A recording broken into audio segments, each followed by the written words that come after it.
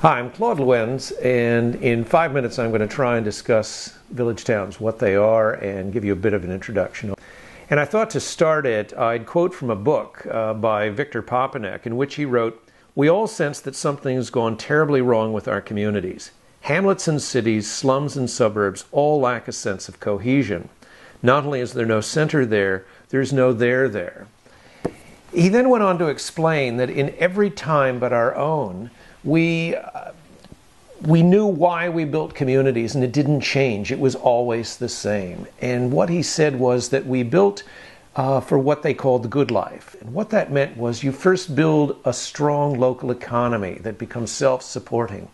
But once you've done that, the purpose of continuing the community is the social pursuits of conviviality, citizenship, artistic and intellectual growth, and spiritual development and fulfillment. And when you think about those, conviviality is having fun. It's parties, it's getting together with your friends, it's going down to the tavern or going to the cafe, laughing, sometimes about food. It's sport, it's enjoying yourself.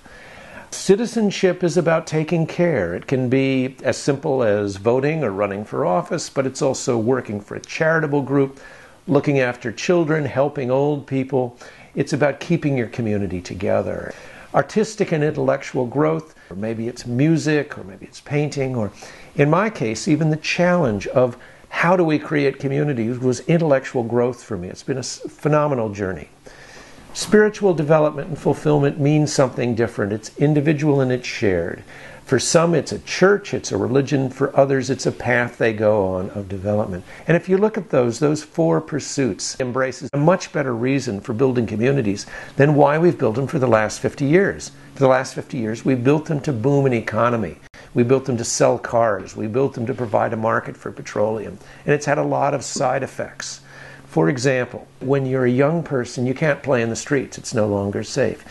It isn't safe in communities. You have to be supervised all the time. If you're an old person, you lose your driver's license, you have to go to retirement village because you don't have a lot of other options. And what that does is it cuts off the old from the young, and both lose in there, as does society. If you're a young person starting out in life, you no longer can afford a home. You oftentimes have to move away from your community, and the community loses those young people that they always traditionally had. If you're somebody starting a business, it's very hard to have the supportive environment that you need to do that. If you're parents, it's very hard to raise children today because you're doing it on your own. You don't have people giving you the assist. You don't have the community where people look after each other. So we looked at that and said, well, how can today we build those kind of communities? And that's where the concept of village towns was born. It comes from the idea that we start with you. You actually are involved in the planning process from the very beginning. We build a town made of villages, 20 different villages. You decide what kind of life you want.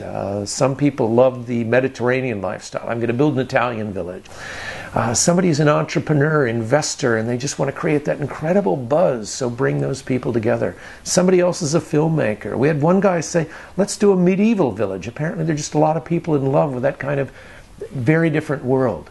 So what we end up with is a community of 20 villages where it feels like you're going from country to country, era to era, and yet you're doing it all in a 10-minute walk. It starts with a heavy focus on the economy, building a strong local economy, and then enabling the people and communities who are going to live there to do the rest. So how do we get there? How do we go from, it's a great idea, to the point where we're living in this place, loving it, people are talking about it all over? How do we get there? And the first probably big answer is we're going to turn real estate development upside down. We're going to start with you, which is not typically how it works. Usually they build it and they sell it and you buy and you live in whatever vision somebody has come up with. This one's different. This is your vision. This is your vision as an individual, but also as you negotiate it with the other people who are going to live in your village. What will it look like? What will it feel like? You design that whole concept from the very beginning with huge professional support so you get it right. You design your own home. We work to make homes affordable and make it so that it's possible for you to come in, earn a living, and participate in that community. To begin that process, we have created a website with a lot of information. We have a forum where you can ask questions and discuss with other people. And then we have some books. They're first the books that I have written that take everything I know or can think of and put it in to transmit the ideas. And then there are other people who have written books that I find very, very helpful that we bring into this. You say, I like this, I want to participate. It's a slow process of engagement. You don't necessarily start by committing everything. You get to know it, you feel comfortable with it. But as we go along, you realize you're in control, it's your life, it's your money, it's going to be the place you live, and we're helping you create that vision. So that's the short form. If you like the idea, get involved.